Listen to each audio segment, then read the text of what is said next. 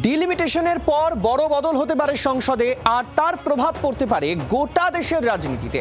সংসদে যে আসন ছিল তা বাড়বে জানাই ছিল। মূলত যে লক্ষ্য নিয়ে তৈরি হয়েছিল নতুন বিল্ডিং, এবার সেই লক্ষ্য পূরণেই আরও এক ধাপ এগোলো কেন্দ্র। লোকসভা এবং বিধানসভায় মহিলাদের জন্য 33% আসন সংরক্ষণ লাগু করতে চলেছে নয়াদিল্লি। সূত্রের খবর, এই সংশোধনী বিলে আসন পুনর্বিন্যাস এবং লোকসভার আসন সংখ্যা বাড়ানোর বিষয়টি থাকছে। প্রস্তাব অনুযায়ী 2011 সালে জনগণকেই ভিত্তি হিসাবে ধরা হতে পারে। এই বিল পাশ হলে লোকসভায় আসন বেড়ে 816 হয়ে যেতে পারে। বর্তমান 543টি আসন রয়েছে।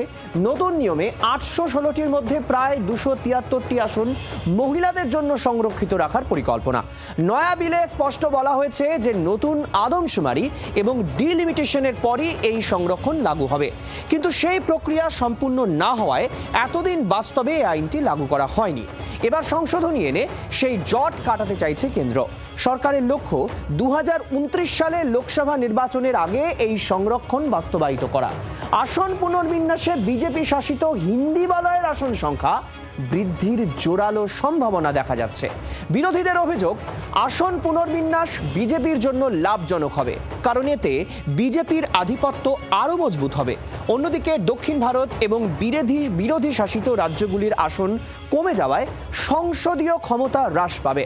বিরোধী শাসিত রাজ্যে আসন কমে যাওয়ার অর্থ সংসদে বিরোধিতা কম হলে মন কি বিল পাশ করাতে পারবে কেন্দ্র। রাজনৈতিক মহলের মতে সংসদীয় রাজনীতিতে একচ্ছত্র অধিকার চাইছে বিজেপি, যদিও অভিযোগ মানতে নারাজ শাসক দল। আর কোথায় কোথায় কি হতে পারে আপনাদের একটু জানিয়ে দিই। 2011 সালে জনগণনার ভিত্তিতে নতুন করে সীমানা পুনর্বিন্যাস হলে সবচেয়ে বেশি আসন সংখ্যা বাড়তে পারে সেই রাজ্যগুলি হলো বিহার, উত্তরপ্রদেশ, মধ্যপ্রদেশ, গুজরাট, রাজস্থান, আর কমতে পারে মহারাষ্ট্র, তামিলনাড়ু, অন্ধ্রপ্রদেশ, কেরলে।